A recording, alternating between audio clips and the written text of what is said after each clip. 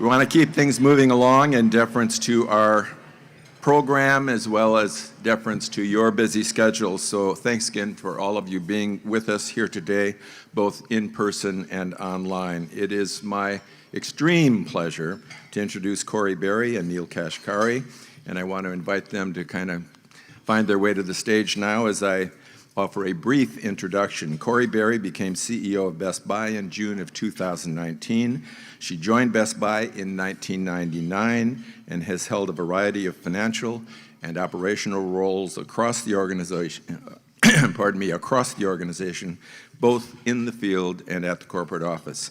Neel Kashkari took office as president and CEO of the Federal Reserve Bank of Minneapolis on January 1, 2016. He is the chairman of the Economic Club of Minnesota. Obviously, we want to use as much of the time available for their presentation, their discussion, and also some time for you to ask questions, so I won't give a more extensive bio for either of our presenters today, but you can use your QR code at the table to access the program, and they will have full bios for both Corie and Neel. With that, Neel, it's up to you. Thank you. First of all, great to see everybody. Thank you all for coming out here in person. Corie, thank you for being with us at the Economic Club of Minnesota. This is a real treat for us. Well, and Neel, thank you for matching, and you got the memo. It's homecoming season at my house, so we look like we're ready to go to the dance together. We did not coordinate that, by the way. Anyway. I threw him now. Exactly. So I've got some questions that I want to ask Corie about her career. I want to ask Corie about Best Buy, about the economic outlook that they see. These are questions that I'm actually interested in my role at the Federal Reserve, because Best Buy has a big footprint across the country and has a lot of insight into what's happening to American consumers. So that's where my own personal focus is going to be. But we also want to open it up to all of you. So we're going to leave a lot of time for questions. And one thing I know about Corie, Corie knows what she's talking about and is very comfortable taking questions. So I hope you all are not shy in stepping forward to ask her good questions. So let me just start, Corie, with a little bit of a reflection. Yeah. You became CEO of Best Buy in June 2019, and then 6 months later, the pandemic hits. None of us have lived through anything like that before. Best Buy played a vital role in the pandemic. You were a critical business. You had to stay open to get people. Everybody who could was working from home. But they needed computers, they needed cameras, they needed screens. So Best Buy had to be there. As you reflect on your time, new CEO, facing this unprecedented crisis, what stands out for you? Either things that went really well or things that didn't go so well? There's lots of both. So maybe I'll take a step back first. When you go through any process for a new job, you all know that, CEO is the same, you have to interview. And you have to get really clear on what are you going to bring to the role. And in that process in 2019, I felt like the CEO's job at any company is to create the conditions for other amazing leaders to execute the strategy. That's what I'm there to do. And the more people can unleash everything that's awesome about them without my interference, the more this place hums. And retail is a lot about momentum. We have 90,000 employees throughout the US. And it's about the momentum of those humans. That is how this business runs. And it was helpful to have a clear point of view about what I thought my role was heading into the pandemic. There's actually something kind of freeing. I'd only been a CEO for 6 months. I didn't have a lot of preconceived notions about how this job was supposed to go. So I remember we have this room at Best Buy, it's called the Enterprise Room, and it's where all the important decisions are made. And the leadership team was sitting around the table, and it was a Friday. And I remember they all looked at me and they said, it was probably about March 17th, and they said, what are we going to do? And I said, especially to begin with, I said, we're going to shut it down. We're going to shut it all down. We're going to stop. We're going to close the stores. We're going to furlough 50,000 people. We are only going to deliver digitally. We're not going into people's homes. And we're going to figure this out. And we're going to try to protect the employee experience while we do all of that. And so ultimately, we were named a critical business, but that was really about 8 weeks later. Mm. And so there was this middle period of, we started doing everything digitally.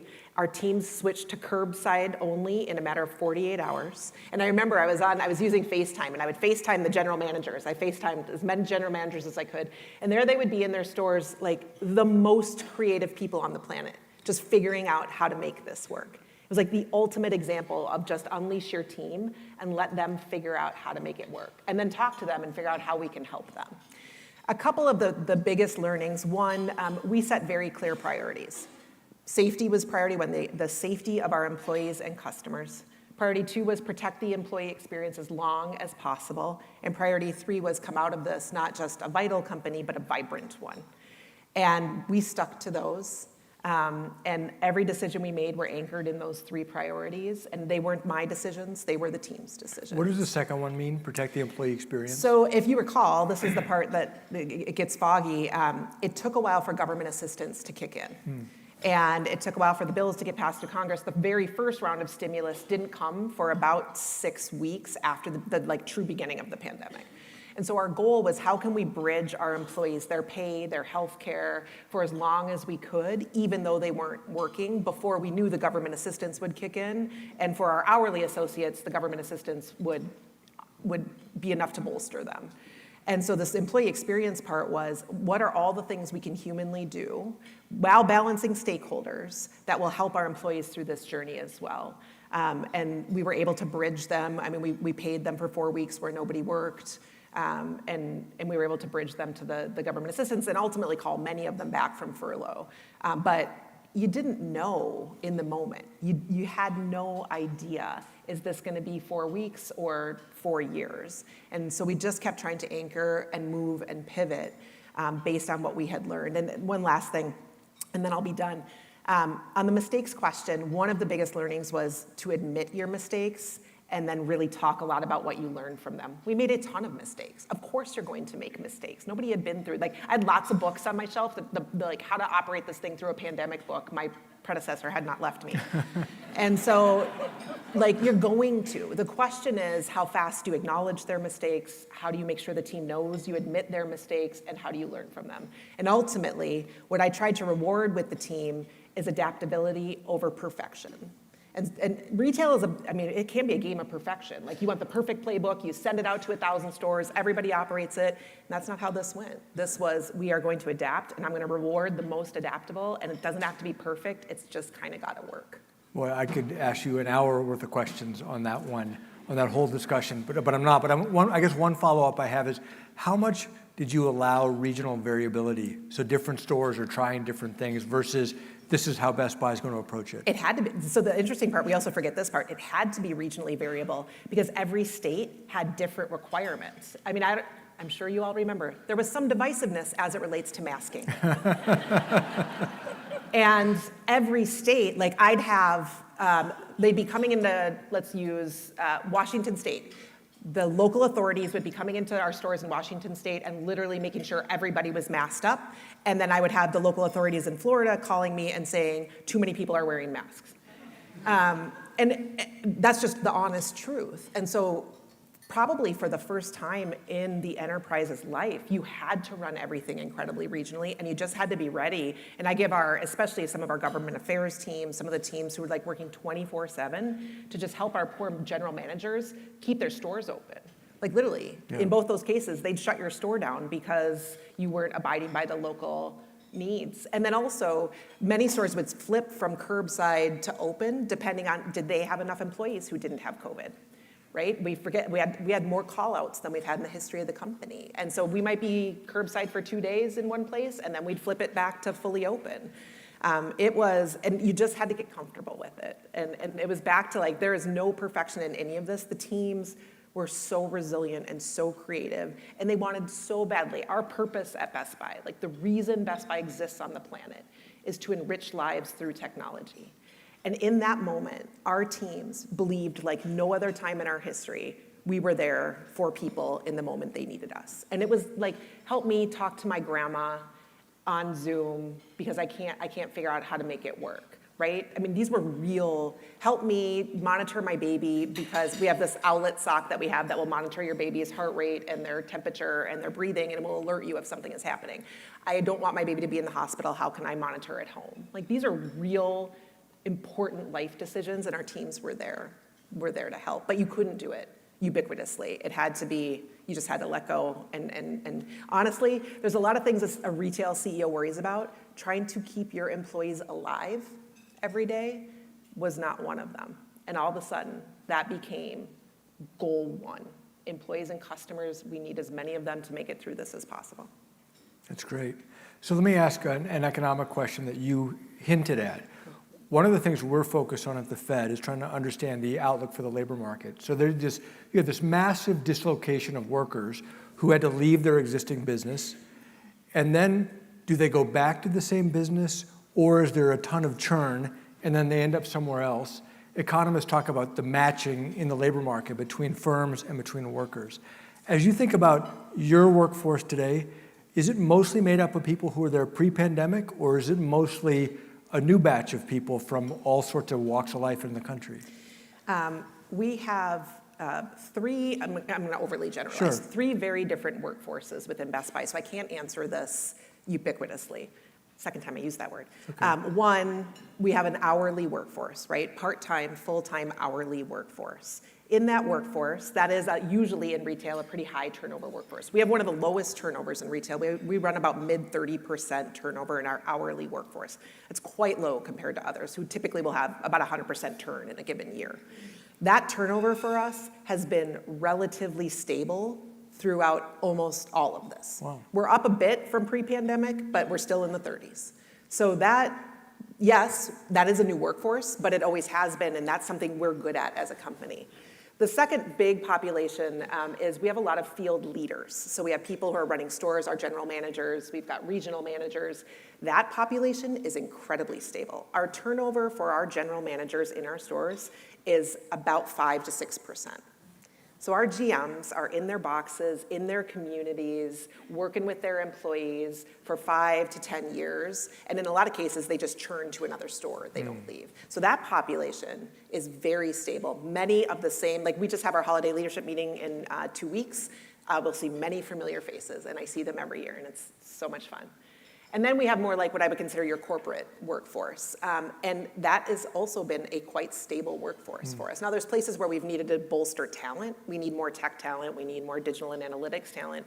But on the whole, that's run anywhere 7 to 10% turnover, but not, we haven't spiked incredibly high. So I think it's the right balance is what I would say. I want new talent, I want new ideas, I want new perspectives, and we really value at Best Buy the tenure, dedication, just, I don't know, flat out commitment that we see, and particularly some of our field and our supply chain workforce. Interesting, thank you. Okay, so let's look forward. Many businesses, including in this room, are trying to figure out the future of work, right? Work from home, hybrid, remote, et cetera, back in the office. I'm just curious, so you face the same question from a number of dimensions that I can think of. Yeah. One dimension is, what are your customers going to want? Yep. What are their preferences going to be? Another one is, you're an employer. So I guess as you think about the future of work, can you make any calls? Not that I'm going to be documented as making. So let's just start with us as an employer. This is one of the most emotional topics out there in the world today. Why is it emotional? Because it's our lives. Every single person has their own life circumstance and therefore has their own point of view about how work should work. The most concrete point of view that I can share is we're not done figuring this out yet. This is going to keep evolving as work always does. And I think the hardest thing probably for our employees is we're going to keep trying different modes of working. So at Best Buy right now, we are 3 days in the office because we feel really strongly. I mean, look, again, 90,000 employees, 75,000 of them have gone to work every day. Hard stop. And we are a company that thrives on innovation and those like quick moments that you meet each other in the hall. And I mean, we work fast and we change fast. But that also offers more flexibility than we've ever seen in the history of the company. And we're working on that also for our field leaders, meaning can we help them with a 4-day work week just as much as we're helping our corporate leaders with things like that. And so that's how we're, right now, that's how we're working. Some people really like it, and trust me, I get equal amounts of notes, and this is something nobody really talks about. I get notes from people who want to work from home 24/7 because they believe they are more productive. I also get notes from people who want me to tell everybody to be back in the office 5 days a week because they miss working with people. It is a very hard line to draw to make everyone happy. At the end of the day, I'm responsible to try to do what I think is best for the business and balance that with an engaged employee base that will stay. And so that's constantly the lines that we're trying to navigate. Are we doing it right? I'm sure we're not. But I think everybody in their own way is trying to figure this out. For the business, there's three things that I would say. One, technology is more important in our lives than it's ever been. The install base of technology is bigger than it's ever been. I'm sure you can all think about your own lives. I have a full at-home setup, I have a full at-work setup, and I'm constantly dragging those things back and forth. That's reality. But it's not just work. More people streaming is up 75% versus pre-pandemic. Enjoying content at home, gaming is up versus pre-pandemic. Outdoor living, people created whole new spaces, is different versus pre-pandemic. And so tech is more important than ever. It was funny, the CTA, the Consumer Technology Association, just announced in partnership with the UN on Tuesday that technology is a basic human need. It's food, water, community. Technology is the pillar they just added. Because you can't be participative in the world without it. So tech. Two, the consumer is in control and they are much less brand loyal than they used to be. So even think about some of your own purchasing behaviors during the pandemic. You went where you thought you could get the gear. And you shopped whatever way you wanted. Like if I want it curbside, I want it curbside. If I want to go get it tomorrow, I'll get it tomorrow. If I want it delivered, I want it delivered. And so we are constantly focused on every asset we have just delivering the way the customer wants. How do we create deep customer relationships? And I don't care where they want to get their gear, how do I get it to them? In their home, in a store, delivered, on their front porch, installed if it's a major appliance. We have a virtual store that you can pop into that's just a fake store that at any point you can go deal with a blue shirt. Whatever you want.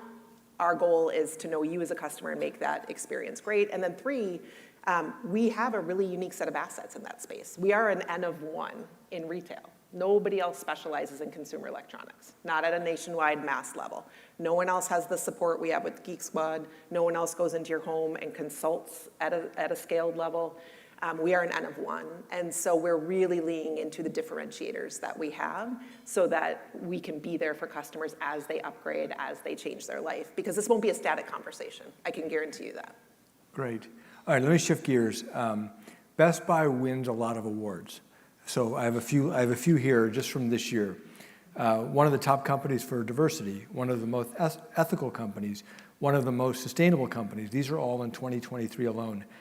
So how do you approach these issues?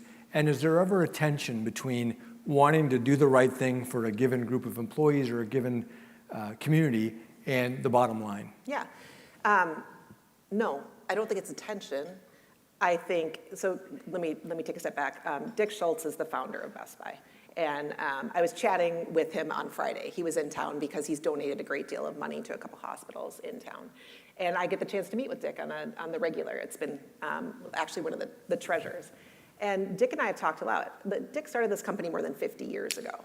And one of his first principles was balancing stakeholders. He always knew, you gotta balance your employees, your customers, in our case, your vendors, because that's a huge part of what we do. We're a brand of brands. You have to balance your communities and then ultimately your shareholders. And at any given point in time, you're making trade-off decisions amongst all of those groups. But there is empirical evidence, and lots of it, that if you can find the balance between those groups, and it's never all for the shareholder, but it's also never all for the customer, it's never all for the employee. If you can find the balance, that is what creates long-term value creation. And so those awards are nice, but for me, what they represent is balance, because they're all on different avenues. And trust me, you could put the shareholder returns right up there. They're all in different avenues, and what they represent is our ongoing effort to strike a balance to be a great community citizen, and also to be a shareholder-friendly company, and also to be a place that retains employees, and also to be a place where our vendors want to continue to invest. That is the job. And it's probably for any of you who are in any kind of leadership roles, it's the hardest part of the job. And I think about it less as tension. I think about it more as just this ongoing balance that you're striking. Because my job, pure and simple, is long-term value creation. And I just believe you do that by balancing. And the nice part is I have a founder who, long before it was cool, believed very much the same thing.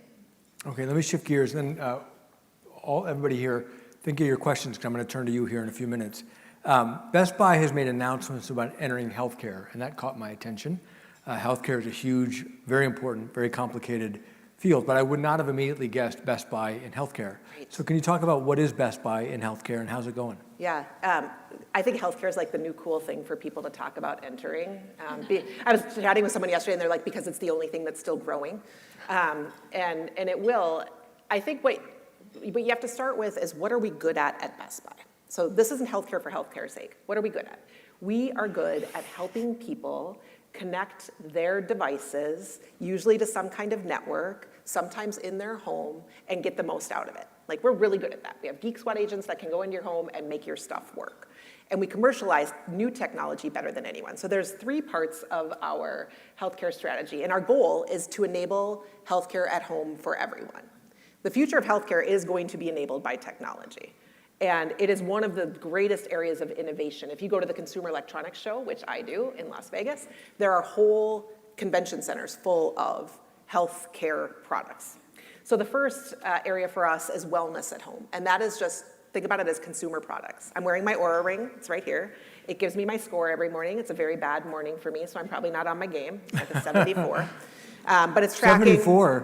That's pretty good. No, it's not. All right. Don't look at my scores. It's like trying to be nice to me. Okay. But it's, it's tracking my heart rate, it's tracking my sleep, it's tracking my breathing, my temperature. It actually became one of the greatest indicators of COVID early in the COVID crisis, because it can check particularly your breathing and your pulse ox, which were some of the indicators. So we have a whole suite of products. We sell hearing assistance products now that you don't have to have a prescription for hearing aids. We have that in 300 stores. We have these in 800. There's a myriad of things that you can use to monitor your wellness. That's 1. 2 is aging at home. Aging at home is all about what are the devices that will help people remain in their homes longer. Because look, 10,000 people are turning 65 every day in this country, and every bit of data would say they don't want to spend their years in an assisted facility. And so we've made a couple acquisitions. We own a company that creates devices, think phones or wearable devices. You can push a button, you're gonna go to a specially trained care center. And I've listened to the calls, and it's everything from, I just want someone to talk to, all the way to, no, a real medical emergency has happened and I need help immediately. But there are also other devices that help you age. So in the middle of COVID, my grandma, she was 102, she went blind.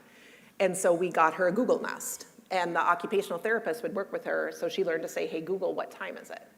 Because you lose your sense of time. Hey, Google, play me some music from the 50s. Now, she got a little confused. She started asking Google for lunch, and I was like, Grandma, Google is not gonna get you lunch. And then my husband and I could use the camera on that. She used to have night terrors, and she would say people were in looking at her, and we could check the camera. And we could see, is someone really in there bothering her in the middle of the night? These are real tools that caregivers and some of the elderly can use to stay in their homes longer. And then finally, the last, and this is a little bit more nascent, but this is all about care at home. So care at home, we just signed a deal with Geisinger. And what we will do is we will kit a set of products. And for those with chronic conditions, a Geek Squad agent will go to your home. They will help connect, think like you might need a glucose monitor, a heart rate monitor, and a blood pressure monitor. We bought a company that has the platform where all that data goes, and then that data is fed to their physicians. What that allows people to do is, in some cases, leave the hospital sooner. For anyone who has had more invasive processes done, they'll now send you home often with some set of devices. Or it might help you monitor that chronic condition in a more discrete level and get that information right away to the doctor. Not that pregnancy is a chronic condition, having had it myself a couple times, but pregnancy is a good example, right? Where you can all the time, especially if you're a more high-risk pregnancy, be monitoring for those key indicators, and it can go right to the physician. So all of those cases, it's tech, but it's tech uniquely used, typically in your home, to monitor your wellness. And that's the space. And Geisinger is a great example. They want to deal with healthcare. They do not want to deal with technology, installing technology, and supporting technology. We don't want to deal with healthcare, but we're really, really good at technology. And so I think the future of health is a space that we can really play in. That's great. All right, I'm going to shift gears, and then one more question for me, then I'm going to open it up, and we got mics for you. We have a lot of young people here, students at different universities. You've had a remarkable career. You started out at Deloitte, then you joined Best Buy in 1999, moving up 20 years later to become CEO. When you look back on your career and the remarkable success you've achieved, what are some of the things that stand out to you as key to your own professional success? Yeah, well, remarkable feels a little aggressive. You never know it when you're in it, though, right? Like, I think most of us could say you never really know what, like, the kind of magic that's happening until you're in it. And I was thinking about this question. It's been a long time since I started my career. I was chatting. My son is 17, and I look at him and I think about, going to college and what he's going to face and the career decisions he's going to face. And I think there's at least a few themes that I've held dear to within my career. The first one is, and I'm not sure everyone talks about this enough, but for me it's incredibly important, and that is competency.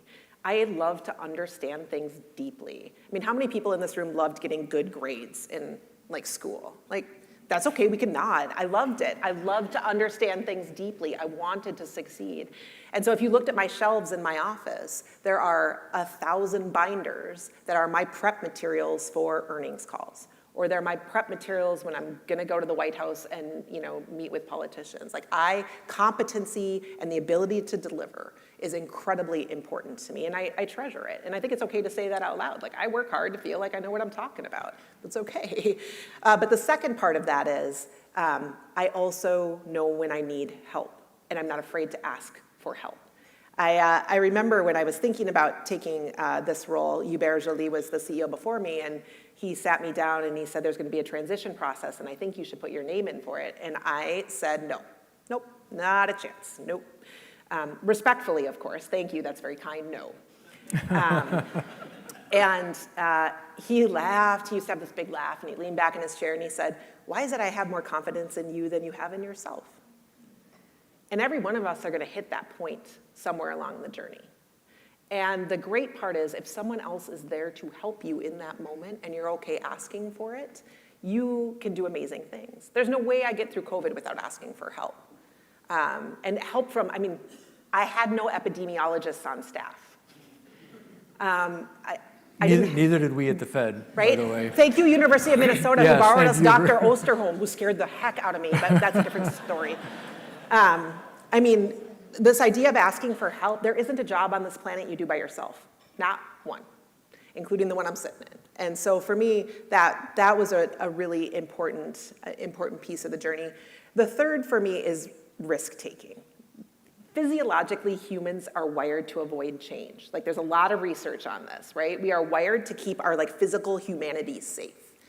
And so no matter how much we all say we like change, there's a pit of the stomach moment when anyone is going into change. You've got to push yourself into the change. Take the risks. I play this game with my kids. It's called What's the Worst Thing That Could Happen? And now they're snarky and they play it back with me when I'm nervous about something. But this idea of really sit in your head for a second, really what's the worst thing that could happen? Truly. And can my ego take the worst thing that could happen? That's usually the actual question at the end of the day. And I guarantee you 99% of the time, as long as the worst thing that could happen is you go to jail is not an answer, 99% of the time, the worst thing that could happen is not that bad. You just have to decide whether or not you can work your way through it. And I think that risk-taking, that ability to push yourself, surround yourself with sponsors and people that push you, that for me, I wish I would have had a little bit more of that mindset early in my career. Because it took a while to grow and be comfortable in some of those things. That's fabulous. Let's open it up. If you've got questions, raise your hand. We'll have a microphone coming to you. I always love when there's someone right away. Yeah, exactly. He's been itching to ask the question. Please introduce yourself, just very briefly. Say your name or affiliation. Hi, my name is Eric Mitchell, Lead Strategic Business Coach. I help businesses go through business challenges, of course. Thank you very much, Corie and Neel. We appreciate all your insights. Question for both of you, or maybe one. All the data you're talking about, Corie, is going in the cloud. Everybody can access it if they hack it, of course. The question is, do you feel safe individually and as a professional? Thank you very much.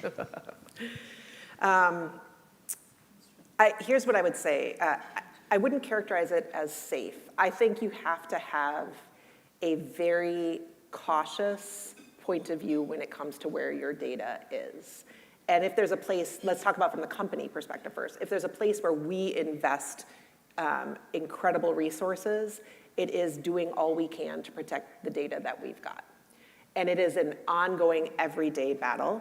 And we partner with our board very closely on this. It is one of the highest risk profiles that any company will face.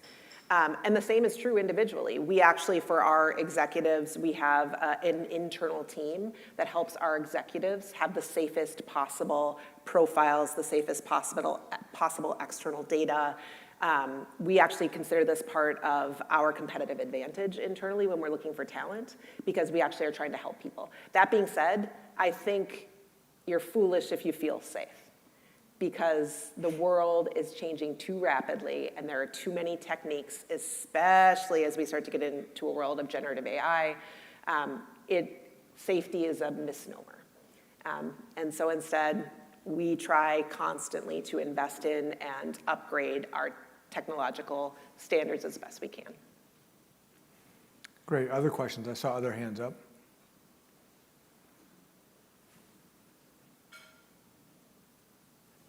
Over here, There's one. Kristen.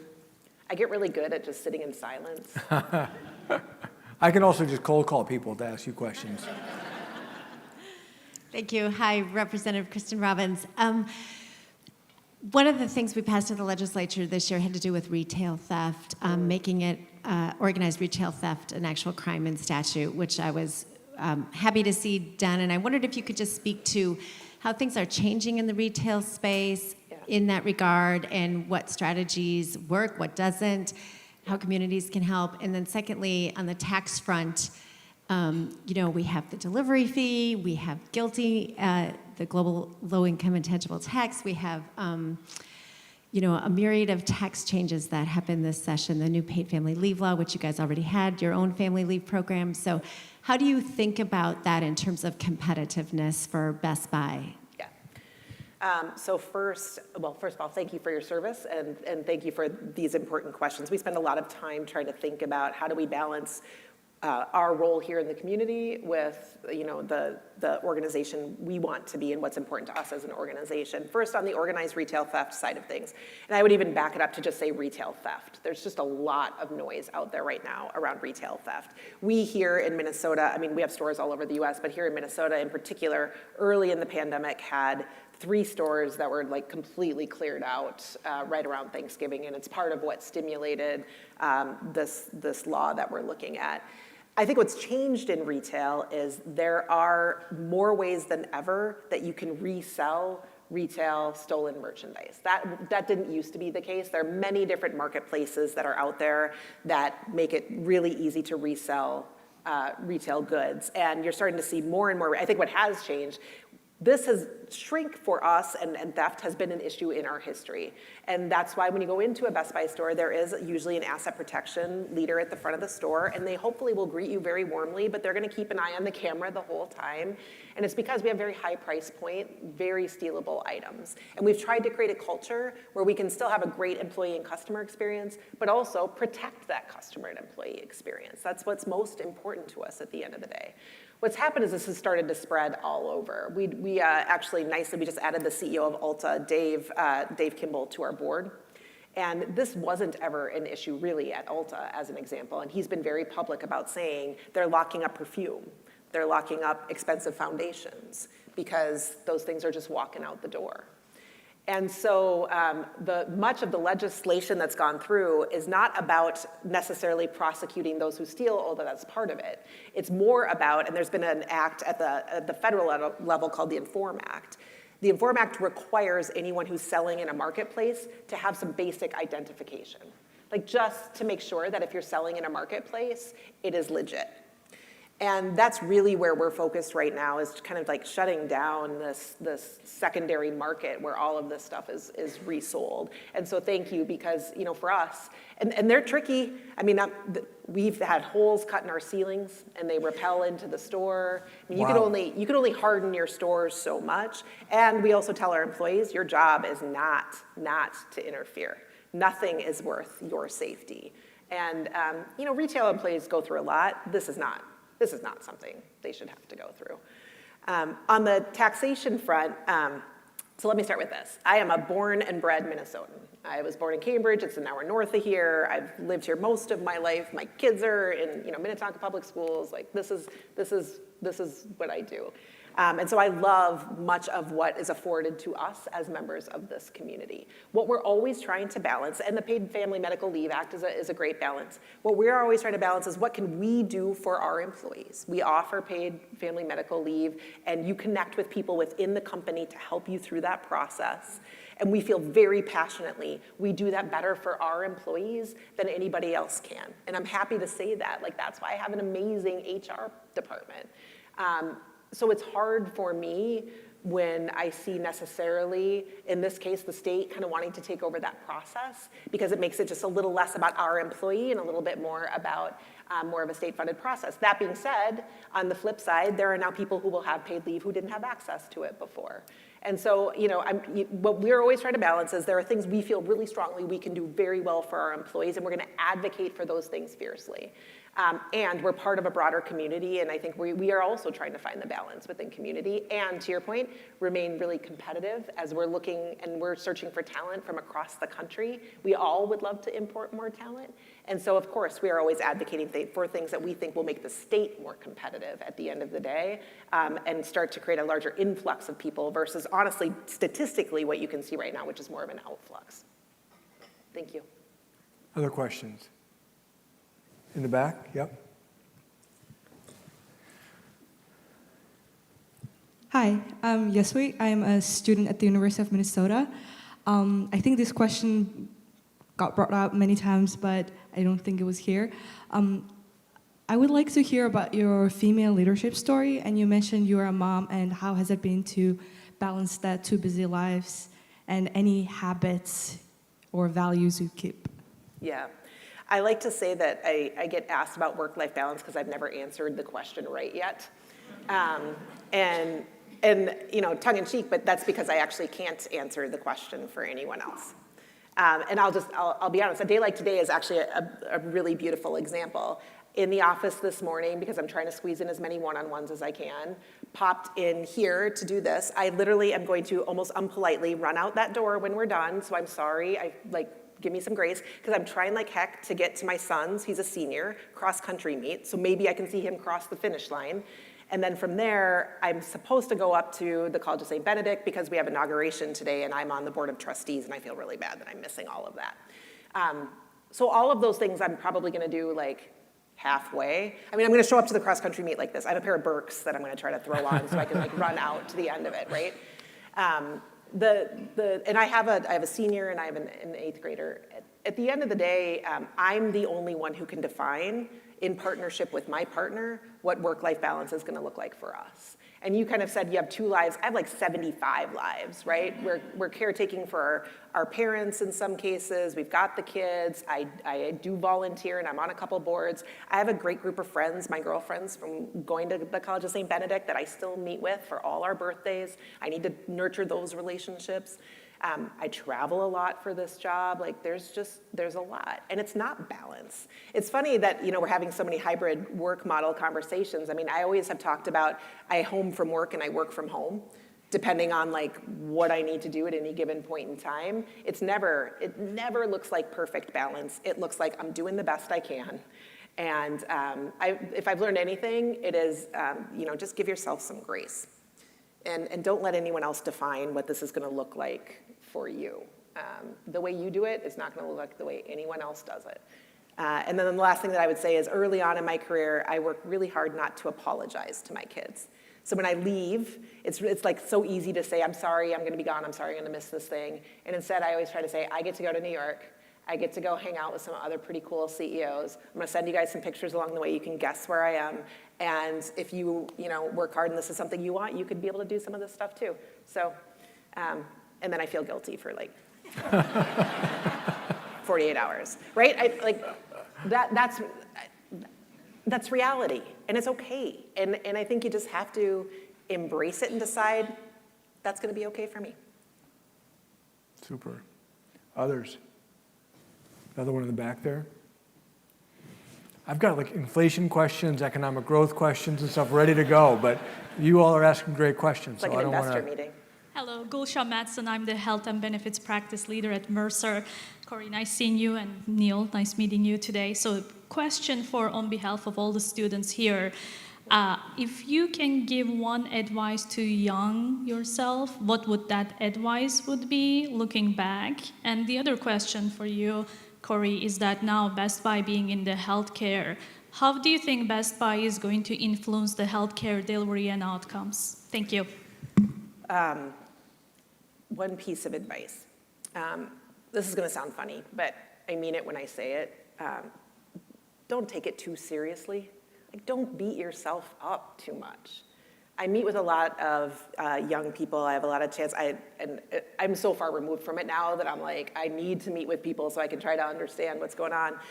I just felt like every decision I made was such a big deal, and I stressed so much early in my career about trying to make the perfect decision. You're not going to. Period. End of story. Somewhere in here, you're going to mess it up royally, and you're still going to be okay. And I think honestly, like, just try not to take it too seriously. I missed out on a lot of fun things or a lot of family things. My mom, unfortunately, got cancer and passed away when I was young. And, you don't want to look back and regret anything because you just took it all so seriously and you wanted it all to be so perfect. So I know it sounds silly, but it's going to be okay. Try not to take it too seriously, especially early. You got lots of options. The second piece on healthcare, so let's talk about Christmas at my house. What would I love to see us do? I would love to drastically reduce the cost of healthcare in this country. This is my dream. And I think a big part of how you could do that while leading to better patient outcomes and better patient experiences is by keeping people in their homes monitored. And whether that is you choose to do it yourself, and I use the Ring as the example because it's kind of my own accountability tool. Like, if I proactively keep myself healthy, I will stay out of the healthcare system. So whether it's you do it yourself or whether it is you're recovering from something and you don't need to be in a hospital bed 7 days, you maybe need to be in a hospital bed 2 days, but you still have confidence in your care, that would be my dream. We cannot keep living in a world where healthcare costs are rising at 7 to 10% per year. It's not tenable for the vast majority of this population. And so my dream, if I could leave a mark, it would be better patient outcomes and a wildly lower cost to deliver. Other questions? In the front? All right, Neel, I got you on this one. Oh, thank you. So Christopher McSweeney, I'm here representing Peter's Hope. We're a local nonprofit based out of St. Paul. But as a behavioral economics nerd, kind of curious what you're seeing in terms of consumer behavior and how that's shifting. Yeah. I know you've spoken to it in the past in regards to the pandemic, but what are you seeing now, and what are some of those key shifts that are maybe impacting the supply and demand management that you have within Best Buy? Yeah.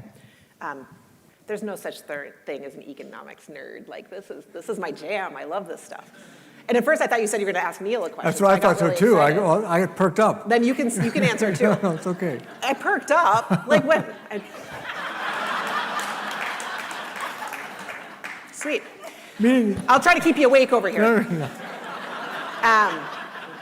So here's what we're seeing, and this is a really difficult question because it's kind of always this global question of what's the consumer doing? And the hardest thing about the consumer right now is, and I've used the same language for a long time, it's very different by income cohort, and it's very different by what's important to them. But at the highest level, I would say this, and I would love your opinion, Neel. At the highest level, it's still a consumer who's in good shape. The consumer's still spending. They're normalizing their behaviors from how exaggerated their behaviors were after $3 trillion of stimulus was put into the economy. That created unusual behaviors across the board. And those behaviors are all normalizing. And the hardest part about that is, and I give you and your teams a ton of credit, how do you normalize those behaviors without completely crushing and crashing them? This is the question. So what do we see? Right now, and we have lots of ways to see. We have our own sales, but we also have a credit card portfolio that's incredibly robust. It's one of the largest retail card portfolios, so we can see behavior there. And I have a chance to talk to a lot of other CEOs. At the total, a consumer who's still spending is in good shape. But two things are happening. One, inflation, while coming down, is still high. And for me, I gotta peg it to pre-pandemic. So pre-pandemic wages are inflated up about, let's call it 15 to 17%. So wage inflation. But food, fuel, and lodging. Food's up, even though it's slowing, it's still up, let's call it in the 18% range. Fuel now, again, especially lately, and there's home fuel and there's car fuel. Fuel's up in the 25% range versus pre-pandemic. And housing, both whether that's you're getting a mortgage or whether that's you're renting, is up closer to 30%. So the basics are wildly more expensive than they were pre-pandemic. That's what's eating into the savings, right? A lot of that $3 trillion went into savings. People had very high savings rates. That saving rate is coming down, and by some estimates, gone by, I've even heard the end of September, but fall is kind of where that savings starts to normalize and you don't have the extra. I think that combo platter of that savings rates that we had and a job market that is like the most resilient, that's been my biggest surprise, is the job market being as resilient as it has. When those two things have been so resilient, you don't end up with this cliff. You end up with this kind of long, slow slog that hits different industries at different times. Because the other thing that's happening is people are spending more on experiences. Everyone's flying. It's called funflation. Do you guys use that as a term? Funflation. It's Taylor Swift concerts, just speaking for myself. It is, I mean, it's all the fun things that were like trapped up that people have this deep drive. And so what that means is goods spending. So now if I drill down into retail, goods spending is starting to pull back, and especially discretionary goods spending. It hit consumer electronics first because there was so much pull forward in purchases during the pandemic. And that was the first place people were like, nope, I'll wait on that. It is now starting to roll through, like if you look at lumber inflation was up at its peak about 60%. That's all come back down now, so it's rolling through there. It's rolling through pet care. You're starting to, people spent a lot of money on their pets in the pandemic. That's starting to pull back. It's like slowly rolling, and even food inflation is starting to, slowly rolling through these different industries in retail. And so that's the hardest thing, is like our business, discretionary consumer electronics, now if I go all the way down the funnel, is very challenged right now. Big ticket electronics purchases. By the way, we also haven't had innovation in electronics for the better part of 3.5 years, really. Everyone's just been making as much as possible or pulling back as hard as possible. Now we've got supply demand normalized, so the world's biggest companies are back to trying to think about innovation again. But we need that in our business model. It's actually true across retail. And so I think the hardest, it's hard, but it's also kind of good, because this isn't quite like a historical recession where everything went bad for everyone at once. That's not how this is working. It's like slowly creeping back to normal for everybody over a period of time and kind of creating this rolling effect where you never end up with this like big, awful tipping point, but it just keeps contracting. So the questions from here are, how far does it keep contracting? When do people switch, or do they switch back away from some of the more experiential side of things? When do goods start to kind of come back to the forefront again? That's what we're behind the scenes trying to figure out. And in our case, we need some of that to be stimulated by some level of CE innovation, because that's what makes people want to go get the next round of stuff. That was great. By the way, for the record, my perk up comment Oh, was about yeah. Just like sitting here, backpedaling. sitting here listening to you give these very thoughtful answers is easy. Actually, having to answer the questions is a lot tougher. So that's what that comment was about. But I appreciated your comments there, because we've seen some stickiness in the changes in consumer behavior. So when the pandemic happened, services were shut down, flood of spending towards goods. So the mix of goods versus services that households typically buy was disproportionately goods. But that shift back has been very slow. Like it's still, if you look at the data aggregate nationally, it's still a lot of good spending relative to pre-pandemic trends. So, but I also agree with you, people are spending a lot on travel, a lot on those experiences, and overall consumer spending continues to exceed our expectations. I would have thought with 500 basis points or 525 basis points of interest rate increases, we would have slammed the brakes on consumer spending, and it has not slammed the brakes on consumer spending. It continues to exceed expectations. So I appreciate your comments. Yeah, it's so funny. I mean, but I even think about myself. I'm like, I still feel bitter about being locked up in my house for 2 years. I'm like, I'm going to vacation the heck out of this thing. There is this interesting, and that's why we're trying to figure out like how much of this really is sticky, because people just value it so much more, and you don't value something like that till it's taken away. So That's a good point. We'll see. One more question we have time for. Better be a doozy. Back there. Oh. Oh, they were.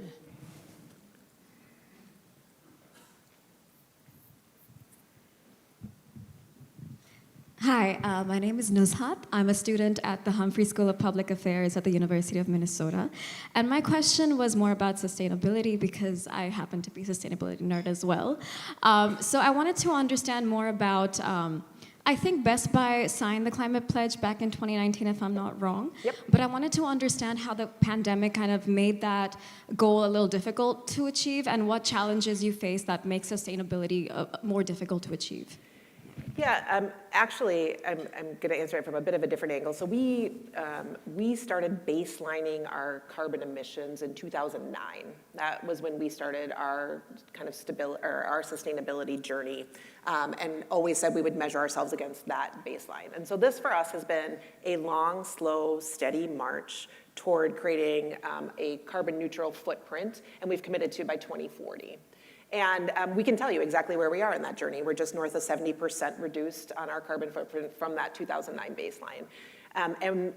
Actually, what's been interesting is through the pandemic, because people are consuming more consumer electronics, we actually have the opportunity to steer those purchases. Energy Star appliances are a beautiful example. Like, there are ways we can help people make decisions in what they buy that are both more sustainable, but also get them exactly what they want.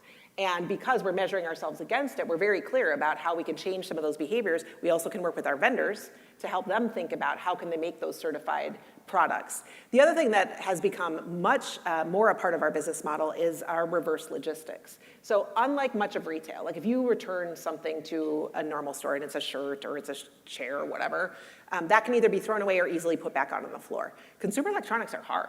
We are the world's largest recycler of consumer electronics. We take a lot of returns. Things get damaged. We also have a very robust trade-in program. So if you have technology sitting around your house and you're not using it, you can likely trade it in for value. We'll give you gift cards. We take all that back and we recycle, but we also importantly refurbish. I've got more than 10,000 Geek Squad agents all over the US, and they are specifically trained to refurbish products like that. And by the way, you don't want your data on it. So you need to make sure everything is cleaned and cleared, everything is ready to go. We harvest parts from some of the recycling products that we get so that when we do repairs, we used harvested parts to do those repairs. All of this also creates a circular economy for the products that we sell.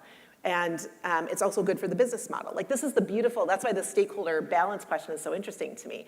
We can do exactly what's right for climate change. We can do exactly what's right. And it can be an excellent business result, because when we refurbish those things ourselves, we get better returns, we get new customers because we now have outlets and we have customers who come to our outlets and get refurbished product. And at the same time, we can do what's right, period. So I think there's this misnomer that it always has to be a trade-off between things. I think you can find very elegant solutions that both deliver shareholder value and leave the right mark on your community. That was great. Well, I knew that you were going to do a great job, and going back to your competency, what I enjoyed about this conversation is the breadth of questions, no matter what you were asked, was backed up by details and very thoughtful answers. And so your lifetime of preparation and competency definitely showed through. So please join me in thanking Corie for doing such a great job. Sorry, are you supposed to do that?